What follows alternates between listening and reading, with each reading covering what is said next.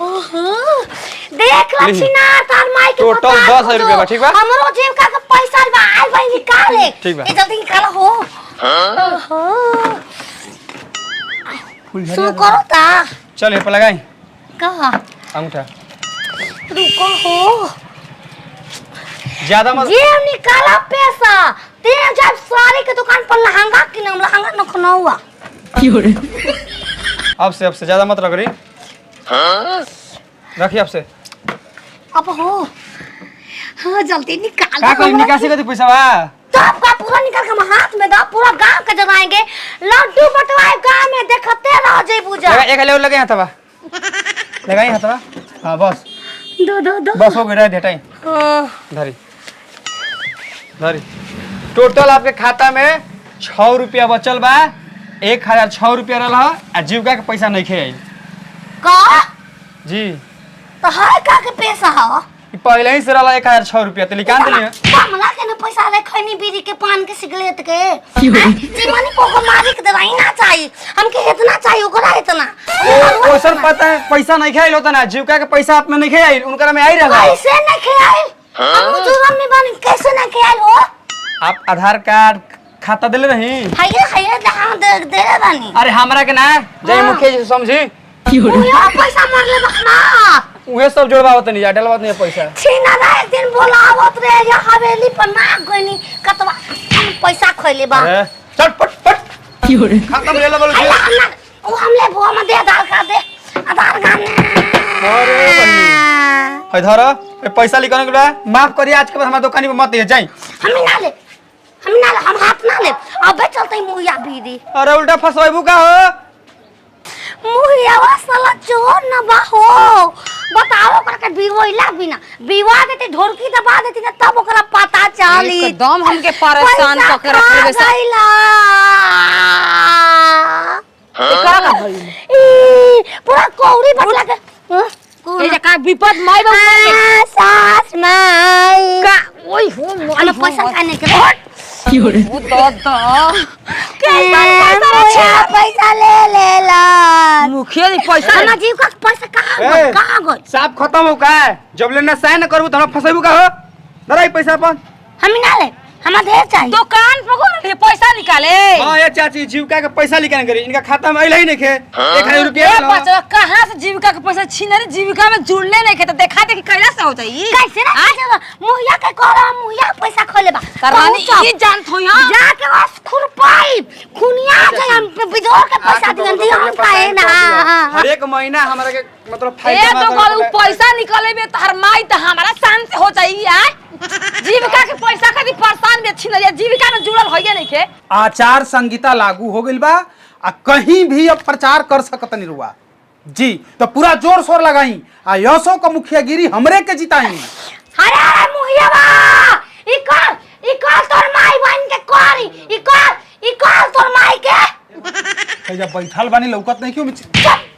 कैसे चोर चगारी बार हो कैसे तू मरलो हो तू दिन दहाड़े में चोरी खोले बा तू का चोरी ले बानी तोहार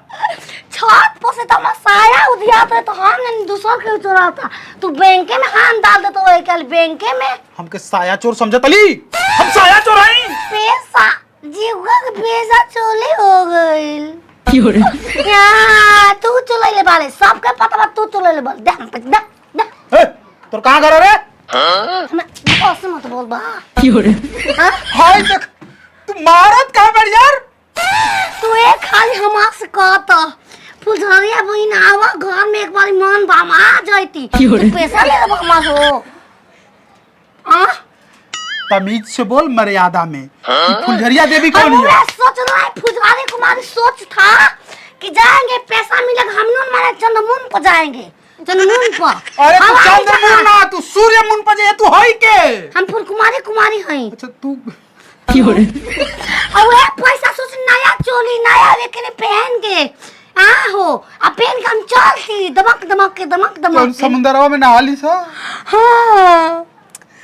बहिनी राजा नहीं घर में कौन चबा गईनी राजा नहीं घर में कौन चबा गईनी पढ़े जात रहू तो ना पढ़ते ना रही फेल हो गईनी मैं कलम चबा चबा बिक देलू टूट गल कलम अंदर रहे अरे दिन दोपहरे लेके सुताए राजा, अरे सुताए राजा, खिड़किया के बंद तनी कराए राजा, खिड़किया के बंद तनी कराए। कितना इम्पोर्टेंट हम बात करत रहनी हो चुनाव प्रचार के लेके आचार संहिता। बोले खोल देम तो रहर दूगो के धलैले बाले हम गांव के दुनू लगिन के तू लहल धलाव तो हम कहम ना हो। मुखिया जी अरे आनंद रह। ए मुखिया जी कुछ गलत शब्द बोले तो ओकरा खातिर माफ कर अरे देना। क्षमा बा, बाकी देखो ओटवा हमरे के दिया। पूरा पैसा मांगा दा। मुखिया जी जीविका में 10,000 रुपया मिलता। अब लो हम ही लेब। लो फाट गइल का रे। फाट गई मुखिया जी के कागज है लौकल हो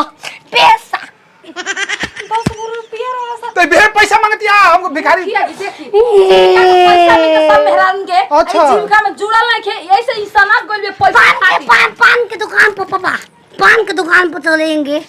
इतना बात पता तो के जीविका के पैसा चाहता तो बहिनी जीविका दीदी से जाके हमरा संपर्क। जी बोका से मैं बोला था बंद बा को भोज भात छूटल बा। अरे मुखिया के कम हो हां उ कले बा के ऊ है दुकानिया वाला कहल बता दुकानिया वाला का जानता रे हरामजादी। बहनी इनके समझाओ कि जीविका दीदी तर जाके अपन नाम रजिस्टर्ड करवा दे। हां मुखिया जी हम आ एकरा बाद अंचल में जाके अंचल पदाधिकारी महोदय से भोसरी घर हम जाए के कहता उ छिननी के झोंटा के बरकावा के झोंटा कह? के वो चलिया के नहीं खान कहत ओ बता तो पांच कच लाइन मारे हो प्रखंड विकास पदाधिकारी वो महोदय। हम जाते को घमंड कहिए के ह ओका हम बात पचेला छिनली से। मुखिया जी ए, कुछ के समझो दे। प्रखंड विकास पदाधिकारी महोदय के यहाँ जाके कहता नहीं बाजार में चले के ओई पैसा वादे बतावे तो बाजार करे जाईब कैसन पैसा जीविका वाला। मुखिया जी हम समझाई घरे ले जाकर बटे लेके निकल भोसड़ी। साया चोली बेनल छोड़ के पूरा गांव में सही नंगते घूमम आई अपन साइम तोरा के हम पैसा तू लैले बाले। तार बाप के तिलक कर लग पैसा मुखिया जी रख ले बा ना हैं ई पागल ये करे आय। ई पागल यो पिचू पिचू आचू आचू तो ना के गुटुल गुटुल ले ना। मुखिया जी भाई से नजर आती है कि वो रोक देनी गजी भाई बा। अरे ए मुखिया जी अरे ए मुखिया जी ए मुखिया जी मन होके तो बोली नहीं तो रवा खाई बड़ा दास वाला गोली। ए मुखिया जी मन होके तो बोली मुखिया के पूरा मन चोली के पीछे क्या है चोली के पीछे ए चोली में दूध तेरा चोली में दूध तेरा पियला गोदिया के लाला ना। मुखिया निया संगे रहो चोली के पीछे क्या है चोली के पीछे घरों में दिन दार का करत रहो कलिया मुहिया हम पकड़ दे बाई हरा करब। धन्य भी यही औरत रे भैया ऐसे ने दो चार को मिल जाए पागल हो जाए।